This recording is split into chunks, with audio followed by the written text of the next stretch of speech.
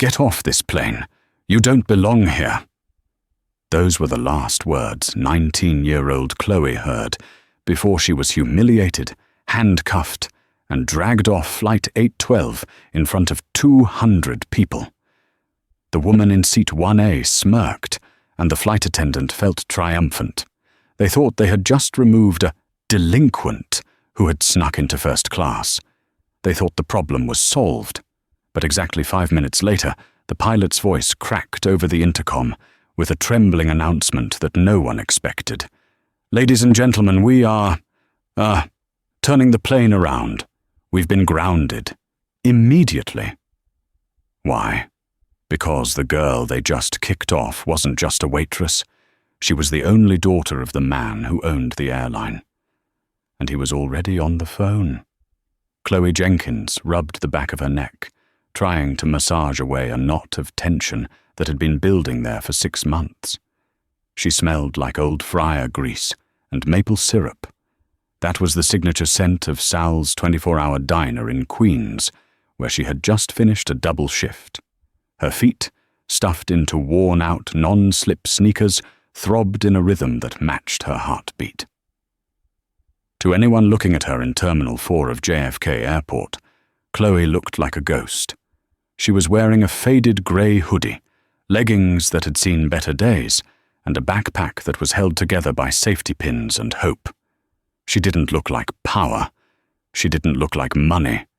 She looked like a teenager who was scraping by, which, for all intents and purposes, she was. She stood in line at the gate for Apex Airlines, Flight 812 to Los Angeles, clutching a boarding pass so tight her knuckles were white.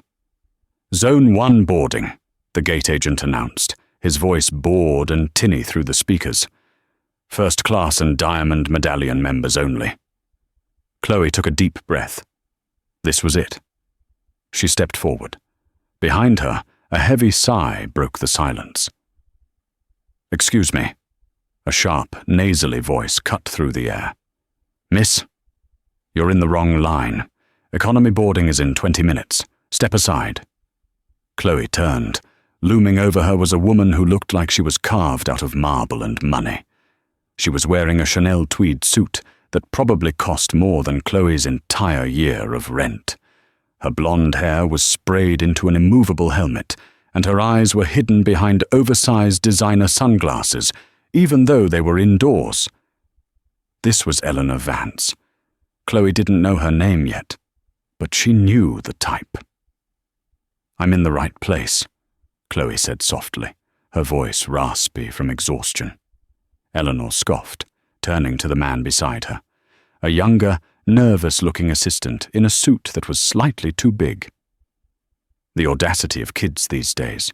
They just think they can cut the line because they're in a rush. She turned back to Khloe. "Honey, look at the screen. It says first class. Not I'm tired and want to sit down class. Move." Khloe didn't move. She stepped up to the podium and handed her phone to the gate agent. The scanner beeped a cheerful green. The agent, a kind-faced man named Robert, looked at the screen, then up at Khloe. He raised an eyebrow, not in judgment, but in surprise. "Seat 2B. Welcome aboard, Miss Jenkins. Enjoy the flight." Khloe took her phone back, cast a quick glance at a stunned Eleanor Vance, and walked down the jet bridge. The victory felt small, but sweet. Khloe wasn't doing this to show off. In fact, she hated the attention. For the last year, she had been living on her own, cutting off all financial ties with her family. She wanted to know she could survive on her own merits, without the heavy, gold-plated shadow of her father's name paving the way. She worked 60 hours a week. She lived in a studio apartment the size of a shoebox. She ate instant noodles 5 nights a week. But today was her birthday, and the one thing her father insisted on, the one gift she accepted, was a first-class ticket home to Los Angeles to have dinner with him. "Just come home for the weekend, Khloe," he had said, his voice gruff but affectionate. "I'll send the jet." "No jet," she had argued. "I'll take a commercial flight. I don't want people fussing over me. He had compromised by buying her the most expensive ticket on the flagship route of the airline his investment firm had just acquired a majority stake in.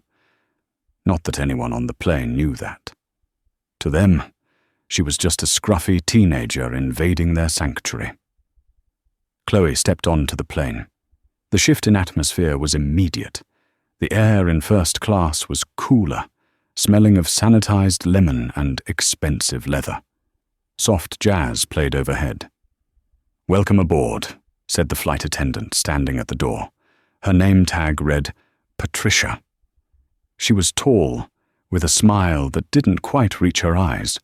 Her gaze raked over Khloe's hoodie and stopped at the backpack. The smile vanished. "Can I see your boarding pass, please?" "I already scanned it at the gate," Khloe said, trying to squeeze past to get to her seat. "I need to see it again," Patricia said, blocking the aisle. Her tone wasn't asking, it was demanding. Khloe sighed and pulled up the QR code on her phone again. Patricia stared at it for a long, uncomfortable moment, as if trying to find a flaw in the pixels. 2B, Patricia read, her lip curling slightly. "Right. Take your seat. And please, try to stow that bag. Quickly. We have priority passengers boarding behind you." Khloe swallowed the lump in her throat and moved to seat 2B. It was a massive pod, a sanctuary of comfort.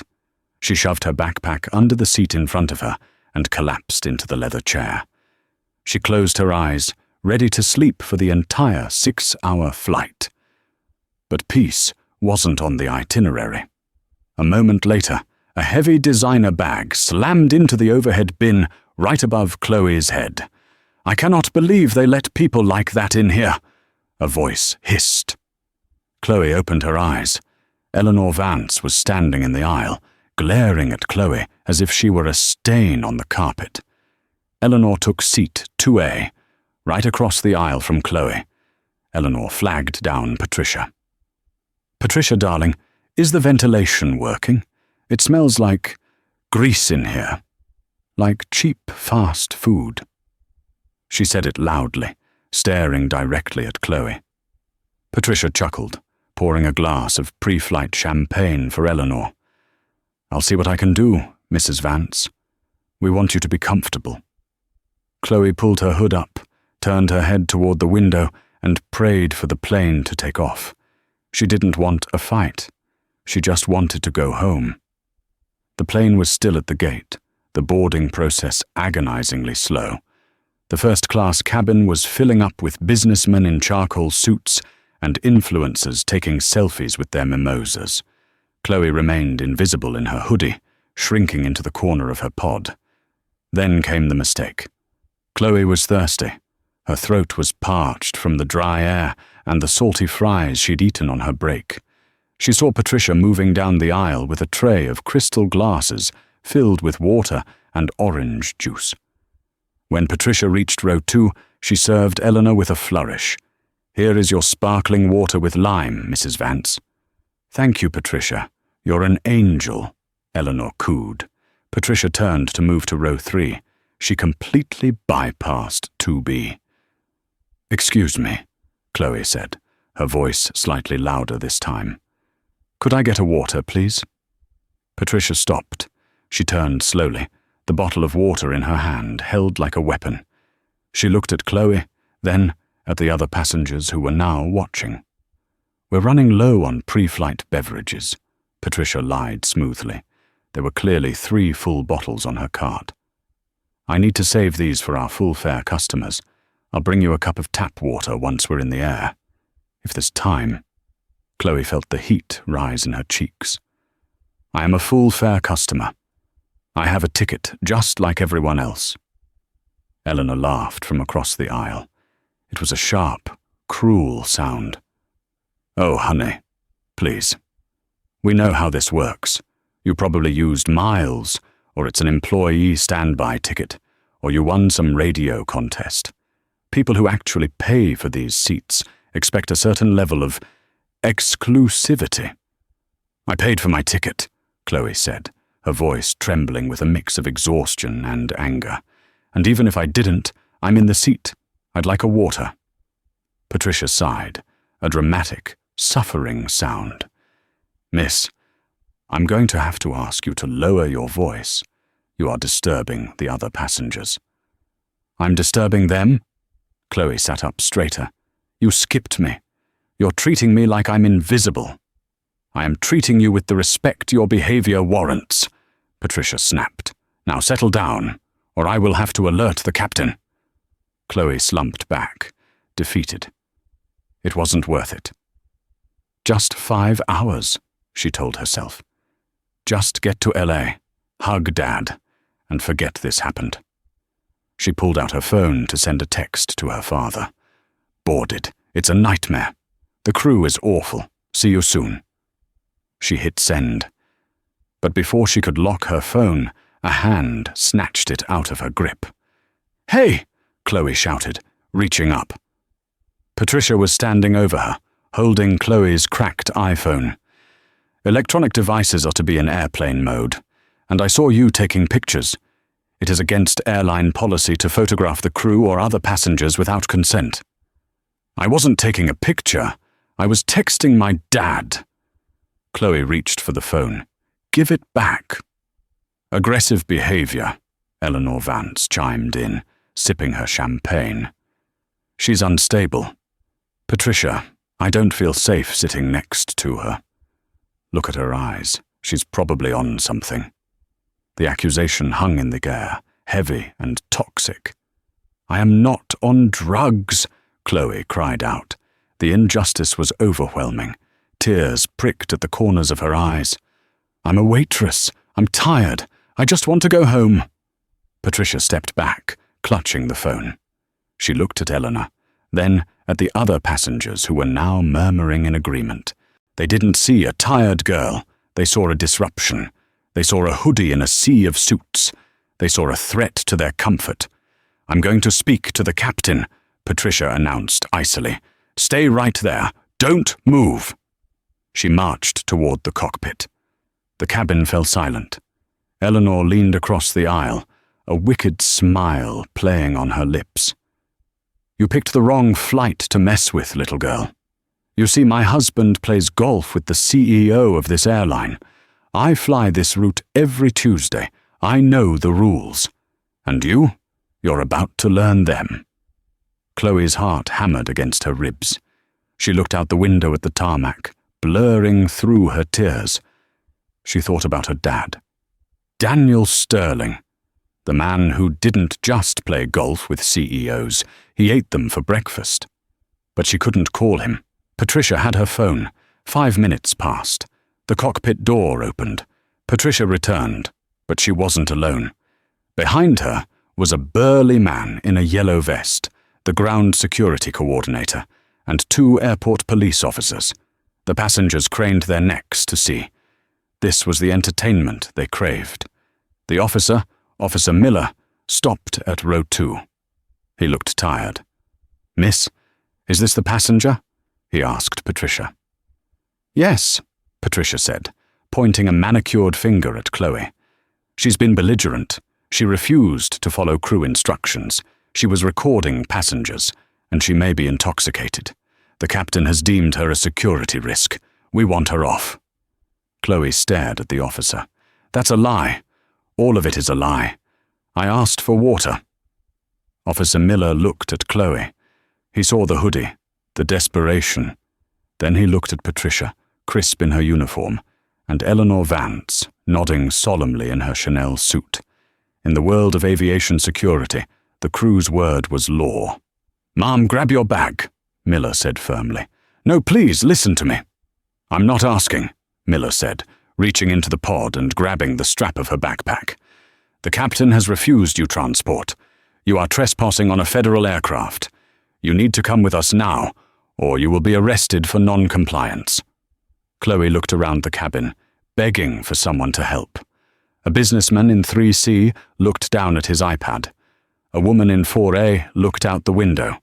Eleanor Vance just waved her fingers, a sarcastic bye-bye gesture. "Fine," Khloe whispered. She stood up. Her legs felt weak. Officer Miller grabbed her arm, his grip tight. They marched her down the aisle. The walk of shame. Every eye was on her. "Trash," someone whispered. "Finally," another said. As they reached the aircraft door, Patricia handed Khloe's phone to the officer. "Make sure she deletes the photos," Patricia said smugly. "And make sure she's banned from Apex. We can't have riffraff like this in the sky." Khloe was led onto the jet bridge. The cold air hit her face. The door of the plane was slammed shut behind her and locked. She was out. Officer Miller walked her up the ramp into the terminal. People in the gate area stared as she was escorted like a criminal. "Sit there," Miller said, pointing to a plastic chair near the podium. "We need to run your ID and fill out an incident report. If you're clean, we cut you loose in the terminal.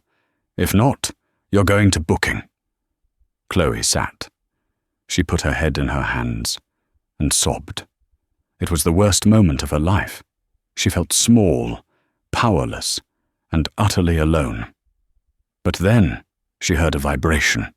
The officer had placed her phone on the counter next to him while he typed on his computer. It was buzzing. Khloe looked up through her tear-blurred eyes. The screen lit up. Caller ID. "Dad!" Officer Miller glanced at the phone, then at Khloe. "Your dad is calling." "Please," Khloe choked out. "Let me answer. Please." Miller hesitated. He was a father, too. He saw a crying teenage girl, not a threat. He sighed. "Make it quick. Tell him to come pick you up." He handed her the phone. Khloe's trembling fingers slid the answer bar. She put the phone to her ear. "Khloe?" Her father's deep, booming voice came through. "I got your text. What do you mean the crew is awful? Are you in the air?" Khloe broke down. "Dad, they kicked me off. They humiliated me. They said I was on drugs. They dragged me off the plane in front of everyone." There was a silence on the other end of the line. A silence so cold and heavy, it felt like the temperature in the terminal dropped 10 degrees. "Who kicked you off?" Daniel Sterling asked. His voice was no longer the warm voice of a father. It was the voice of a man who could level skyscrapers with a signature. "Which airline? Apex?" "Yes," Khloe sobbed. "Apex Flight 8 or 12.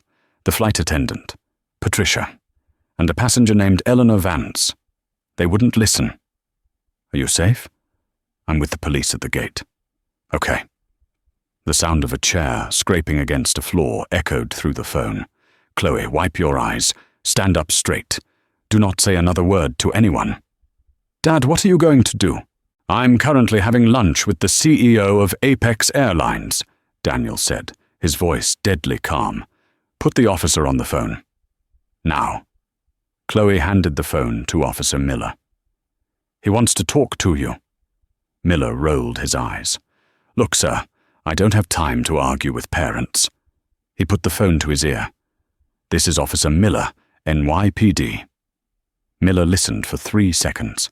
His face went pale. His eyes widened. He stood up straighter, practically snapping to attention. "Yes, sir. I understand, Mr. Sterling. I didn't know. Yes, I have her ID right here. Jenkins. She uses her mother's name." "I see." "Yes, sir. I will keep her right here." "Yes, sir." Miller handed the phone back to Khloe with a shaking hand. He looked at her with a completely different expression. It wasn't pity anymore. It was fear. "Your father said to wait," Miller stammered. "And, would you like a water, Miss Jenkins? Or a soda? I can get it from the vending machine. On me." Khloe wiped her face with her sleeve. "No, thank you." Inside the plane, Flight 812 had pushed back from the gate. The engines were spooling up. Patricia was in the galley, laughing with the other flight attendants about the trash they had just taken out. Eleanor Vance was reclining in her seat, eyes closed, enjoying the quiet. They thought it was over.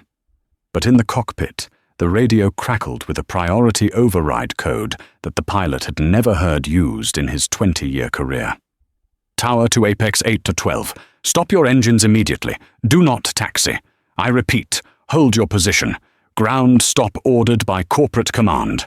You are to return to the gate immediately. The pilot frowned. Tower, 8 on 12. What's the problem? Mechanical? Negative, 8 on 12. Executive order.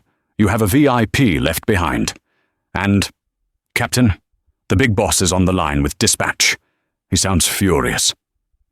The pilot's blood ran cold. He looked out the window as the tug vehicle reattached to the front wheel. The plane jolted as it was pushed back toward the gate. The reckoning had begun. The silence at Gate B12 was heavy, a sharp contrast to the usual chaotic hum of John F. Kennedy International Airport. The area had been cordoned off by airport security, creating a sterile bubble around the podium where Khloe Jenkins sat. She wasn't crying anymore. She was past that. She was in a state of numb shock, picking at a loose thread on the cuff of her grey hoodie. Her backpack, the object of so much scorn earlier, sat at her feet like a loyal dog. Officer Miller stood 3 feet away, his posture stiff. He was no longer guarding a suspect. He was guarding a VIP, and the shift in his reality was making him sweat. He kept glancing at the digital clock on the wall, then down at the tarmac, then back at Khloe. Miss Jenkins, Miller said, his voice dropping to a hush. Is there anything else you need? A charger? A coffee? Khloe didn't look up. I just want my dad. He's here, Miller said, looking toward the security doors. He's definitely here. The glass doors to the concourse didn't just open. They were pushed aside by a force of nature. The first thing the gate agent saw was the director of JFK Airport, Mr. Henderson. Henderson was a man who usually walked with the slow, confident stride of a bureaucrat who answered to no one. Today, he was practically jogging, his face flushed, a sheen of perspiration on his forehead. He was struggling to keep pace with the man beside him.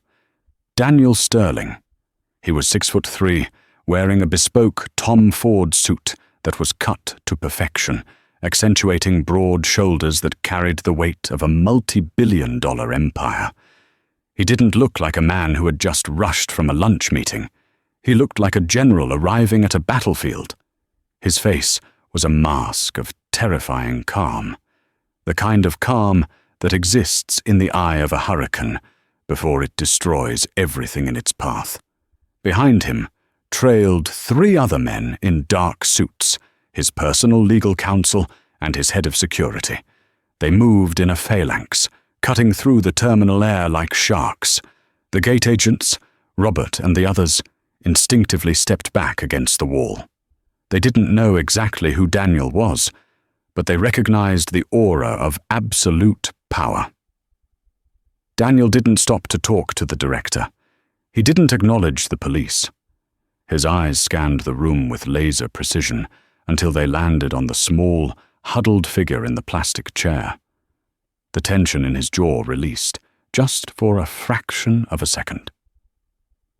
"Khloe," he said. His voice wasn't loud, but it carried across the gate area, deep and resonant. Khloe looked up. When she saw him, the numbness broke. Her face crumbled. She stood up, her legs shaky, and ran the 10 feet between them. Daniel caught her.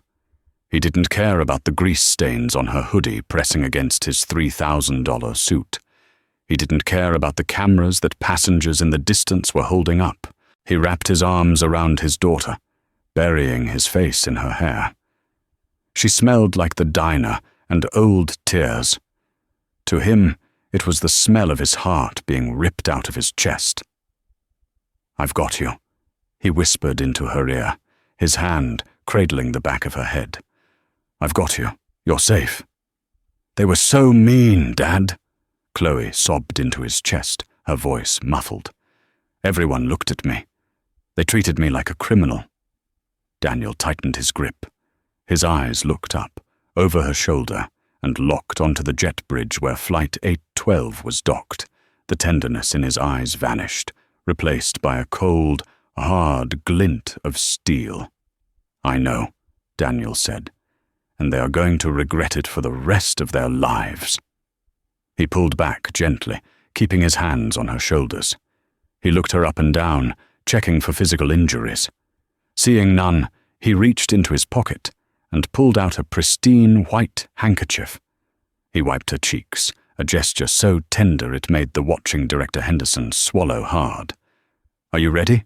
Daniel asked. Khloe sniffled. "Ready for what? To go home?" "No," Daniel said softly. "We are going to go get your seat back." Khloe's eyes widened. "Dad, no, I can't go back in there. Please don't make me. That woman, the flight attendant. Khloe, look at me." Daniel waited until she met his gaze. "You are a sterling. We do not run. We do not hide. If you walk away now, you let them win. You let them think they were right to judge you. We are going back on that plane, and you are going to sit in the seat I paid for, and they are going to apologize." "They won't," Khloe whispered. "Oh," Daniel said, a dark, humorless smile touching his lips. "They will." He turned to Mr. Henderson, the airport director. "Mr. Henderson," Daniel said. His voice was business now, cold, transactional. "Yes, Mr. Sterling." Henderson stepped forward, wringing his hands. "We are launching a full internal investigation into the police conduct immediately, I assure you." "Save the press release," Daniel cut him off. "I want the manifest of that flight. Now, I want the names of the flight crew, the captain, and the passenger in seat 2A, and I want this gate cleared of anyone who isn't essential." "Of course," Henderson signaled to an aide, who began typing furiously on a tablet. Daniel turned to the gate agent, Robert, who was trembling behind the podium. "Open the door," Daniel commanded. "Sir," Robert stammered, The pilot hasn't cleared us to reopen. Federal regulations state that once the door is closed." Daniel leaned over the podium. He didn't shout. He didn't have to.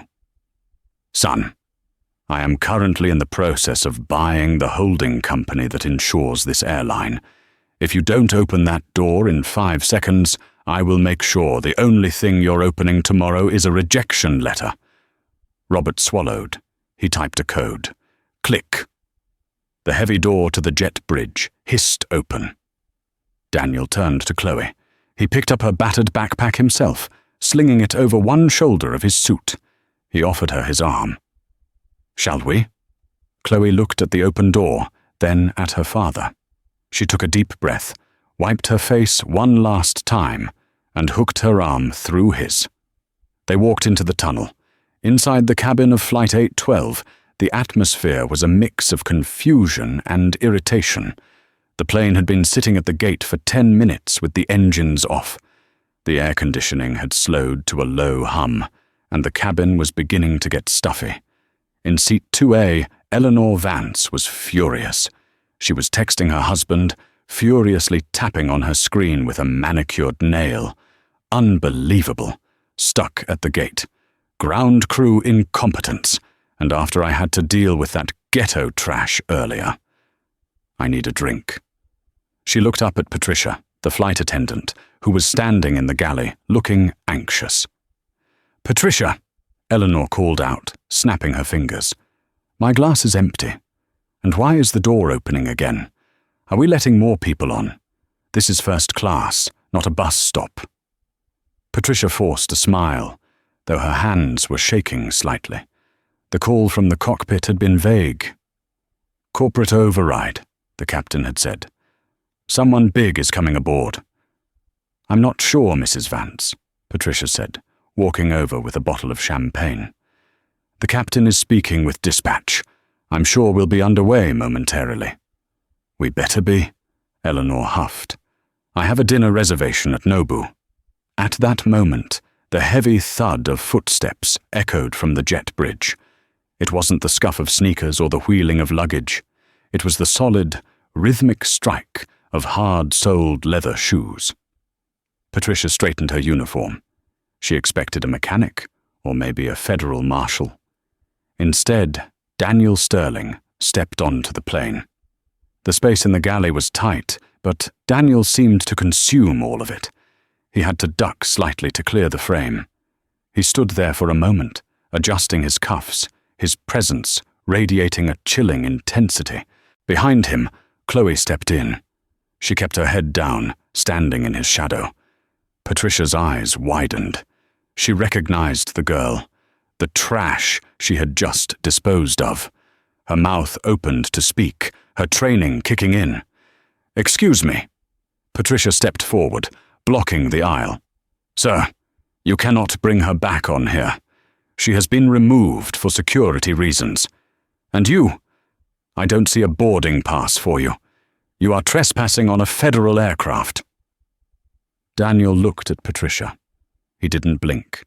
He looked at her name tag, then up at her face, studying her features as if he were memorizing them for a police sketch. "Patricia," Daniel said. The way he said her name made it sound like a verdict. "Step aside." "I will do no such thing," Patricia said, her voice rising. She looked toward the cockpit. "Captain, we have a breach." The cockpit door opened. Captain Miller, no relation to the officer, stepped out. He was a man in his 50s, proud of his 4 bars. He saw the tall man in the suit and the girl. "What is going on here?" the captain barked. "Sir, you need to leave immediately before I have you arrested. This passenger was removed by my order." Daniel didn't raise his voice. He simply reached into his jacket pocket. The captain flinched, perhaps expecting a weapon. Daniel pulled out a phone. It was already on a call. He held it out toward the captain. "It's for you," Daniel said. "I'm not talking to anyone," the captain scoffed. "Get off my plane." "It's David Thorne," Daniel said calmly. The captain froze. The color drained from his face instantly. David Thorne was the CIO of Apex Airlines, a man the captain had seen only twice in his 20-year career and never spoke to directly. "Take the phone," Daniel ordered. The captain took the phone with a trembling hand. He put it to his ear. This is Captain Miller." There was a silence as the voice on the other end spoke. The captain's eyes widened. He looked at Daniel, then at Khloe, then back at Daniel with pure horror. "Yes, sir," the captain whispered. I didn't know. The manifest just said Jenkins. Yes, sir. I understand. Immediately, sir." The captain handed the phone back to Daniel like it was made of molten lava. "Everything all right, Captain?" Daniel asked, pocketing the device. I apologize, Mr. Sterling," the captain stammered, wiping sweat from his upper lip. "I had no idea she was your daughter.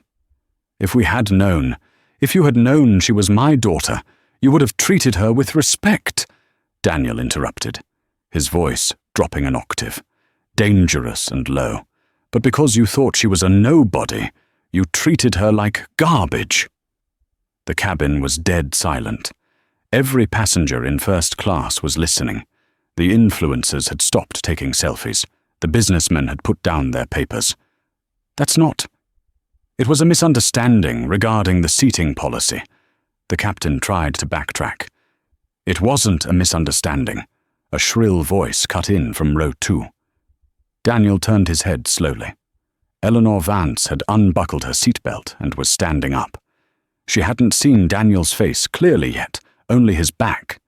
She saw a man in a suit causing a delay. "Excuse me," Eleanor shouted. "I don't care who you are or who you have on the phone. That girl was disturbing the peace. She smells like a deep fryer, and she was aggressive. We paid thousands of dollars for these seats to be away from people like her." Daniel turned his body fully toward Eleanor. He stepped into the aisle, closing the distance between them. He looked at her. He saw the Chanel suit. He saw the heavy jewelry. He saw the fear beginning to dawn in her eyes as she took in the quality of his suit, the cut of his jaw, and the absolute lack of fear in his demeanor. "Eleanor Vance," Daniel said. He knew her name. Eleanor faltered. "How do you know my name?" "You mentioned earlier that your husband plays golf with the CEO," Daniel said, his voice smooth as silk.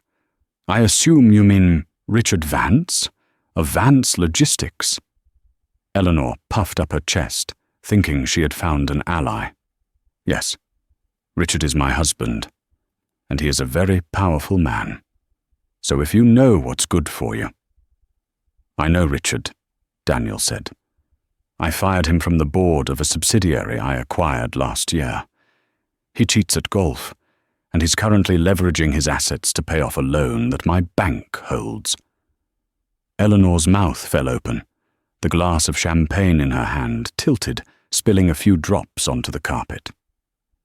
"You said my daughter smells like a deep fryer," Daniel continued, taking a step closer. The air in the cabin felt thin. "That is the smell of honest work. She has been working double shifts to build character, something you clearly know nothing about. You sat there and mocked a 19-year-old girl because it made you feel superior." Daniel looked around the cabin, making eye contact with the other passengers who had watched Khloe get dragged off. "You all watched," Daniel said, his voice projecting to the back of the cabin. "You watched a young girl get bullied and humiliated, and you did nothing. You looked at your iPads, you sipped your drinks." He turned back to Patricia, who was now pressing herself against the galley wall, tears welling in her eyes. "And you," Daniel said to the flight attendant. "You lied. You told the police she was intoxicated. You told them she was a threat." She was being uncooperative," Patricia squeaked. "She asked for water," Daniel roared. The sudden volume made everyone jump. "She asked for a damn glass of water." He took a deep breath, smoothing his tie. The rage was contained again, but it was simmering just beneath the surface. "Khloe," Daniel said, not looking back. "Come here." Khloe walked forward, clutching her backpack straps. She stood next to her father. She looked small next to him, but she held her head higher than before. "This is seat 2B, Daniel said, pointing to the empty pod next to Eleanor. "This is your seat." I can't sit there, Dad," Khloe whispered. "Not next to her." Daniel looked at Eleanor Vance. "Mrs. Vance," Daniel said pleasantly. "Get your bag." Eleanor blinked. "Excuse me?" "Get your bag," Daniel repeated, enunciating every word. "You are in my daughter's personal space, and frankly, I don't feel safe with her sitting next to you. You seem unstable." "You can't kick me off," Eleanor shrieked.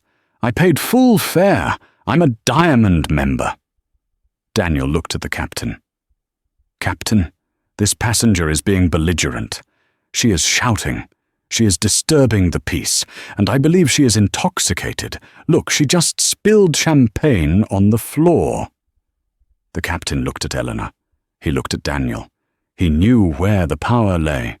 He knew who signed the paychecks of the man who signed his paychecks. "Mrs. Vance," the captain said, his voice weary, "I'm going to have to ask you to gather your belongings." "This is insane." Eleanor grabbed her Chanel bag. "I'm calling my husband. I'm suing this airline. I'm suing you." She pointed a trembling finger at Daniel. "Who do you think you are?" Daniel smiled. It was the smile of a shark who had just tasted blood. "My name is Daniel Sterling," he said softly. "I'm the chairman of Sterling Equity. We closed the deal for Apex Airlines 10 minutes ago. I own this plane, Mrs. Vance.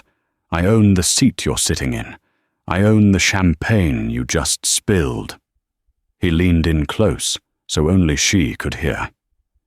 "And by tomorrow morning, I might just own your husband's company too. Now get off my plane."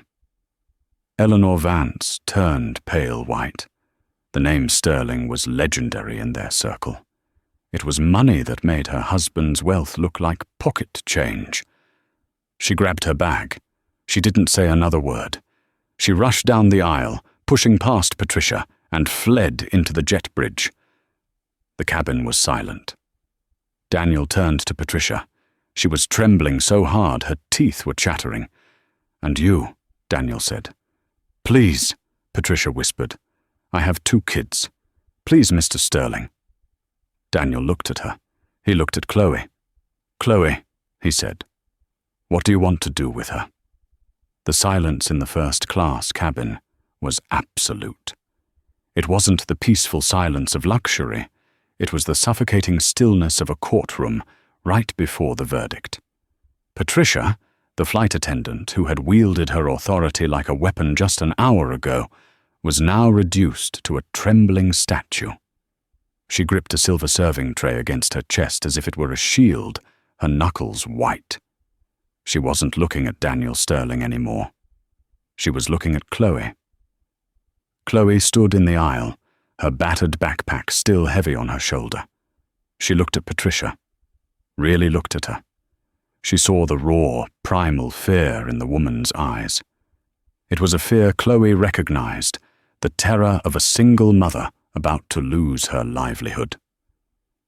"Dad," Khloe said softly. "Yes, sweetheart," Daniel replied, his eyes never leaving Patricia's face. He was waiting for the signal to destroy her. "She has kids," Khloe said. "She mentioned them earlier." Daniel's expression didn't soften. "That is not your problem, Khloe. Actions have consequences.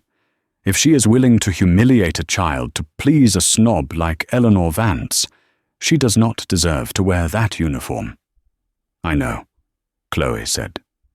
She stepped closer to Patricia, who flinched. "I'm a waitress," Khloe said, her voice raspy but steady. "I work at a diner in Queens. I make $2.13 an hour plus tips. I know what it's like to stand on your feet for 10 hours. I know what it's like to deal with customers who treat you like furniture." Patricia nodded frantically, tears spilling over her mascara. I know, I'm so sorry." "You looked at me," Khloe continued, "and you didn't see a person. You saw a problem. You decided I wasn't worth your time because I wasn't wearing Chanel." "I was wrong," Patricia whispered. "I was so wrong." Khloe turned to her father. "Don't fire her." A collective gasp went through the cabin.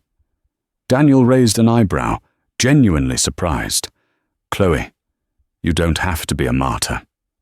"I'm not being a martyr," Khloe said, her eyes hardening. The waitress was gone. The daughter of Daniel Sterling had arrived. "I'm doing it for her kids. I don't want them to go hungry because their mum made a mistake. But—" Khloe turned back to Patricia. "You aren't working first class anymore." Patricia blinked. "Excuse me?" "You clearly forgot what it means to serve people," Khloe said. "You think service is about sucking up to the rich and kicking down at everyone else. So go to the back." Khloe pointed toward the curtain separating the cabins. "Trade places with the attendant in economy.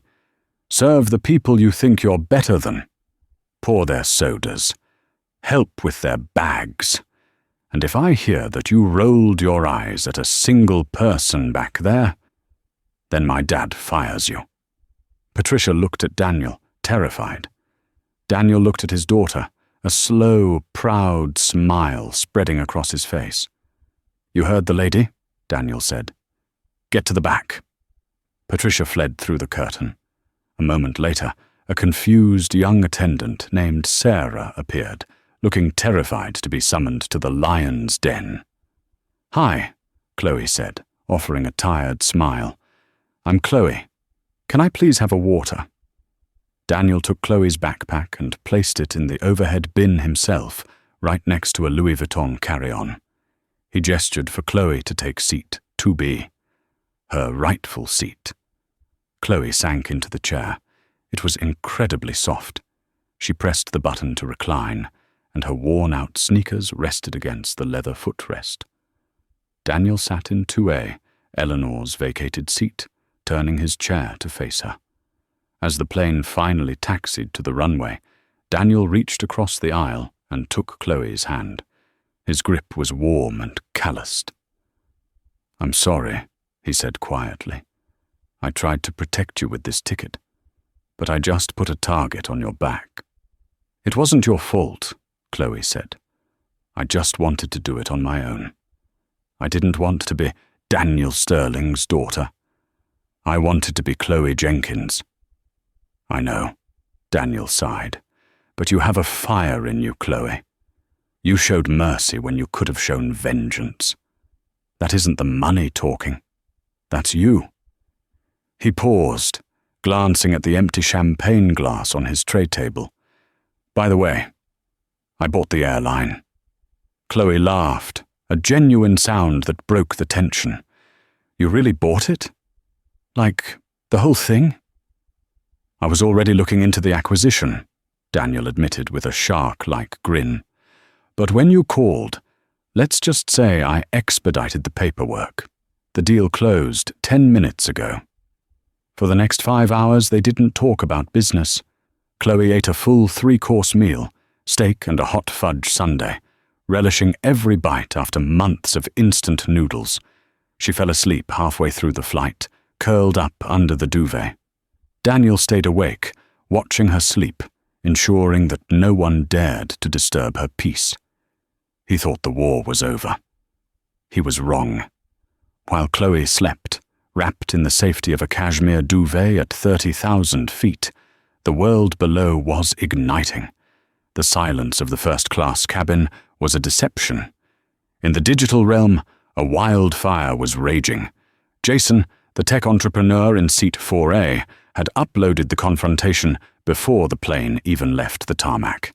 The video, titled "CEO Dad Obliterates Karen on Flight 812, was trending #1 globally. But as the flight crossed over the Rockies, the narrative mutated. A second video surfaced, filmed by a passenger in the gate area. It showed Khloe in her stained grey hoodie, sobbing as the police dragged her away. The internet sleuths spotted the holes in her sneakers. They saw the desperation in her posture. The comments shifted from cheering for Daniel to questioning him. "If he's a billionaire, why does his daughter look like she's starving? This isn't heartwarming, it's a tragedy. Why did she have to work double shifts at a diner to earn a ticket home?" The waitress heiress. As Flight 812 began its descent into the hazy sprawl of Los Angeles, Daniel's phone, connected to the onboard Wi-Fi, began to vibrate against the leather armrest. It was a continuous, angry buzz. Daniel picked it up. His face hardened. 75 missed calls, 10 from PR, 5 from legal, and 3 from Richard Vance. "What is it?" Khloe whispered, waking up as the landing gear deployed with a heavy thud. "The world is waking up," Daniel said grimly, handing her the phone. Khloe watched the videos. She read the hashtags. She felt a cold knot form in her stomach, tighter than the hunger she used to feel during a double shift. "They know about the diner. They know everything." "Anonymity is a luxury, Khloe," Daniel said, his voice low. "And I'm afraid you just lost it." When the plane touched down, the captain's voice crackled over the intercom, devoid of its usual confidence. "Mr. Sterling, please remain seated. Security will escort you via the service exit." They didn't walk through the jet bridge. They were ushered out the catering door on the opposite side of the aircraft, descending metal stairs into the smell of jet fuel and exhaust. A black armored SUV waited on the tarmac, its engine purring like a caged beast. As the heavy door slammed shut, sealing them in the cool, leather-scented darkness, Daniel's phone rang again. Caller ID. "Richard Vance." "Are you going to answer?" Khloe asked, her voice trembling. "That depends," Daniel said, looking at her. "He's bleeding. Do you want me to finish him, or let him survive?" He swiped answer and put it on speaker. "Daniel!" Richard Vance's voice filled the cabin, frantic and broken. "Please, you have to stop this. The board is calling for my resignation. My stock is in freefall. Eleanor, she's a mess. She didn't know." If it had been anyone else's daughter, Eleanor would have been just as cruel, Daniel replied, his voice as cold as the AC vent. She just wouldn't have been caught. "I'll do anything," Richard sobbed. "Public apology. Donation. Just don't call the loan. If you call the loan, I lose the company. I lose the house. We lose everything." The SUV merged onto the highway, the Pacific Ocean glittering in the distance. Khloe looked out the tinted window. She held the power to destroy a family, just as Eleanor had tried to destroy her dignity. It would be easy. It would feel like justice. But then she remembered the look on Patricia's face, the flight attendant she had spared. "Dad," she whispered, "if we destroy him, are we better than them, or just richer?" She leaned toward the phone. "Mr. Vance, Miss Jenkins," Richard gasped. "Please, I'm so sorry." "I don't want your house," Khloe said, her voice finding a new steeliness. "But I want Eleanor to work." "Work?" "The downtown women's shelter on 5th and Main. They need servers for the breakfast shift. 5 a.m. every day for 6 months. Khloe paused, letting the weight of the demand sink in. "If I see a picture of her serving oatmeal to people she thinks she's better than, my dad won't call the loan. But if she misses one shift, you lose it all." There was a stunned silence on the line. Then a ragged breath. "She'll be there. Thank you. Thank you." Daniel hung up. He looked at his daughter with a new kind of respect. "You showed them mercy," he said, "and you kept your soul." Khloe slumped back, exhausted. She pulled her phone out to check the time, but a notification blocked the screen. It was a direct message from the official Apex Airlines account. "Dear Ms. Jenkins, we are horrified by today's events. We need someone who understands the reality of flying. We would like to formally offer you a position as our Chief Customer Experience Officer." Khloe stared at the screen, her mouth falling open. "Dad?" she breathed. "I think I just got a job offer." 3 days later, the lobby of the Sterling Equity Building in Los Angeles was a sea of flashing cameras. The world was waiting for Khloe Jenkins. The tabloid headline the previous night had been vicious. "Billionaire's runaway." Did Khloe Jenkins flee abuse, or is she just a rebel? A journalist had dug up her address in Queens and the fact that she had cut off contact with her father for a year. They wanted a scandal. Khloe stood at the podium. She wasn't wearing a designer gown. She was wearing a simple black blazer over a white t-shirt and jeans. She looked like herself. Daniel stood 5 feet behind her, silent, a pillar of support. "I didn't run away because I was unloved," Khloe said, her voice echoing through the silent hall. She looked directly at the journalist who had written the hit piece. "I walked away because I wanted to know if I could survive without a safety net. I wanted to know if people would respect me for me, not for my last name." She paused, looking down at her hands that still had a small burn mark from the friolator at Sal's diner. "On Flight 812, I got my answer. Some people didn't respect me. They saw a hoodie and saw a target. But I also learned that dignity isn't something you buy with a first-class ticket. It's something you carry inside you." She took a breath and addressed the camera directly. "Regarding the offer from Apex Airlines, I am declining the position of Chief Customer Experience Officer." A murmur went through the crowd. Daniel didn't flinch. He smiled. "I don't know enough about corporate strategy," Khloe continued, "but I know people. So, I will be accepting a position as the employee advocate. My job will be to ensure that every flight attendant, every gate agent, and every baggage handler is treated with the same respect as the passengers in row 1. Because if the crew isn't happy, no one is safe. The room erupted in applause. 6 months later, the Los Angeles sun beat down on the pavement outside the downtown women's shelter. A black sedan pulled up across the street. Khloe lowered the window.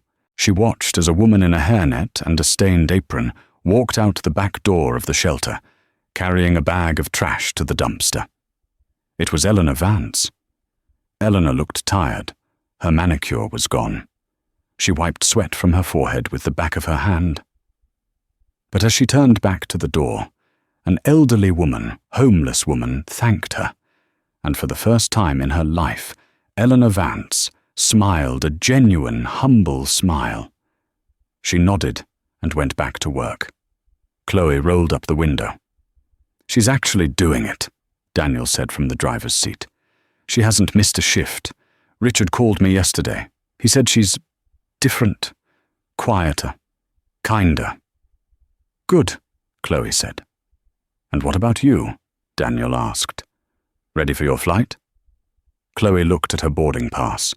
She was heading back to New York to pack up her apartment properly. "Yeah," Khloe said. "But Dad?" "Yes. I'm sitting in 34C today. Economy." Daniel laughed, starting the engine. "Why am I not surprised? Just try not to buy the airline this time, okay?" "No promises," Khloe grinned. She wasn't just the waitress anymore. She wasn't just the heiress. She was the girl who had grounded a plane to change the world. And she was just getting started. Khloe's story went down in history as the Flight 812 incident. But it became so much more than a viral video. It forced a global conversation about how we treat people based on their appearance. It reminded us that the person serving your coffee or sitting in the back of the plane might have a story and a power you can't imagine. Khloe proved that true class isn't about the price of your ticket. It's about how you treat the people who can do nothing for you. Eleanor Vance learned that lesson the hard way. But in the end, perhaps she was the one who needed saving the most. As for Patricia, she's still flying, but she's the kindest attendant in the sky, reminding every new hire that respect is part of the uniform. What a ride. I want to know what you would have done. If you were Khloe, would you have forgiven Eleanor Vance, or would you have let your dad crush her husband's company? And honestly, have you ever been judged by how you were dressed in public? Let me know your story in the comments below. I read every single one. If you enjoyed this story, please hit that like button. It really helps the channel. And don't forget to subscribe and ring the bell so you never miss a part of our next drama. Thanks for watching. And remember, always be kind, because you never know who you're talking to.